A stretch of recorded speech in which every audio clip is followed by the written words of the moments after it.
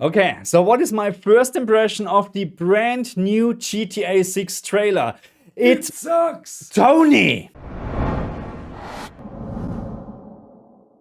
Hello my friends and welcome back to my channel. I like to apologize for Tony and no, I can't fire him because family. Anyway, let's take a closer look on the latest trailer from GTA 6, which was just released after Rockstar actually announced that GTA 6 will be the only launch game for the PlayStation 6.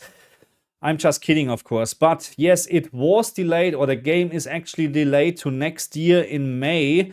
That's the latest information, which of course is not a good information, but there's not much we can do about it. But now let's talk about the trailer, and I'm actually very much impressed because according to Rockstar Games, this footage was captured on a base PlayStation 5. And Rockstar Games is actually talking about a mix between in-game gameplay and in-game cutscenes. So according to Rockstar Games, this is not pre-rendered as far as I can tell. This is in-game graphic, and that's why I'm actually very much impressed. But honestly, for me personally, it's a little bit hard to distinguish between a gameplay scene and a cutscene because they're both looking more or less exactly the same, which doesn't mean I don't believe Rockstar Games, because if you just remember back in GTA 5, we have actually something like a cinematic camera. I think when you press the circle button on the PlayStation 5 controller,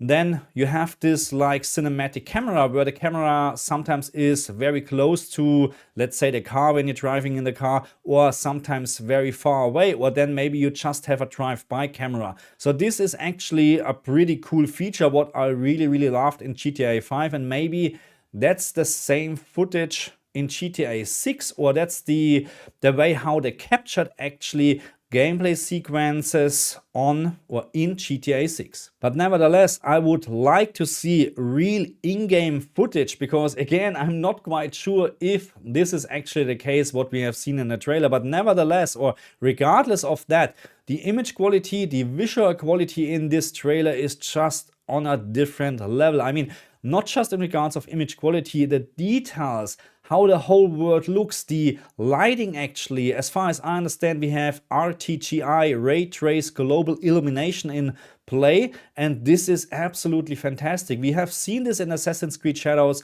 how much of a difference RTGI can actually make. And then on top we have ray traced reflections, which honestly I am not a big fan of ray tracing on the console because it just costs too much performance in my opinion. But honestly, I mean, look, this looks absolutely fantastic. I mean, look at this example at the moment. This is wow.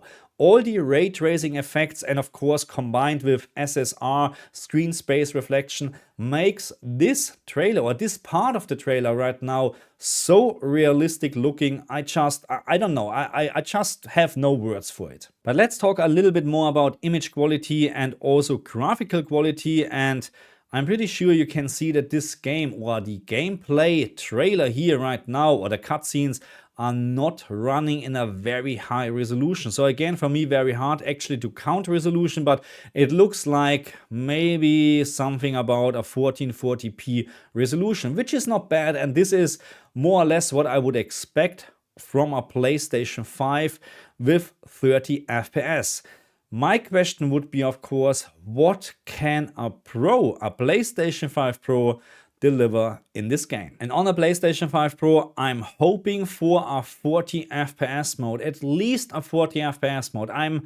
I really don't think that this game will run in 60 FPS even on the PlayStation 5 Pro. I have a very bad feeling, okay? I'm hoping, of course, we will have a 60 FPS mode. And don't get me wrong, you can make this game run in 60 FPS if you like, but then not with this visual or image quality, okay? So there needs to be some disadvantages then in regards of image quality, resolution, stuff like that. There is no way that you can use ray tracing, reflections, or maybe even RTGI, because again, keep in mind, RTGI is even enabled on the base PlayStation 5. This was not the case in Assassin's Creed Shadows. There was just RTGI in the 60 FPS mode enabled on the PlayStation 5 Pro. So you need more power to have actually all those features running in 60 FPS. And again, a game with this details, or with those details in regards of the design, in regards of image quality, graphical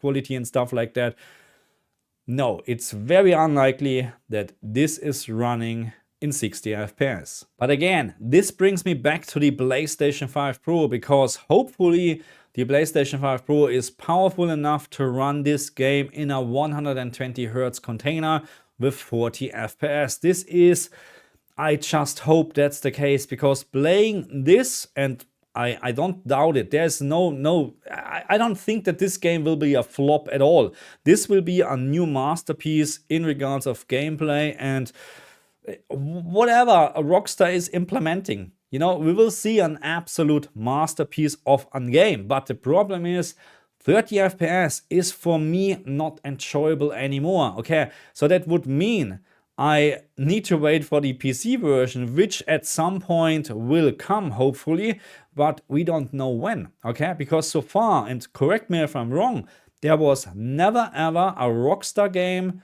released on the same day for PC as on the console. Correct?